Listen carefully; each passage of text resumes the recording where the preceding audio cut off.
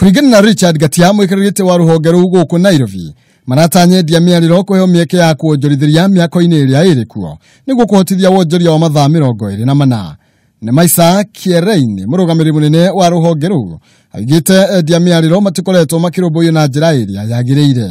We are actually focusing a lot on the hawkers, the boda and the juakali, because we feel that this particular group has not been represented very well in the county. We find that there are many small groups that represent them, but we don't have them as a collective. So we are actually starting in that particular location so that we can also ensure that as we are going forward that they are not left behind. Gatia oigite Ruhonge wa Nairobi ni rurikitie gukiniriira ngirimiti na Ruhonge ruo niguo kwabatiria motungata macio. To make this economy, the city, a 24-hour economy, then what we need to do and what we are suggesting to the county is to try and reallocate the civil servants to another area within the Nairobi environs and turn those buildings into apartments so that people can rent out, and then we'll have a 24-hour economy because we'll have vibrant businesses in the evenings. Restaurants will open for those tenants.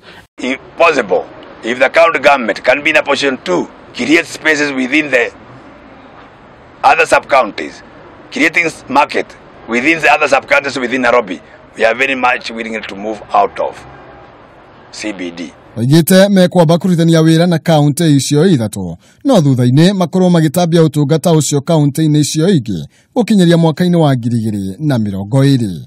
You're here to provide support for economic growth and development.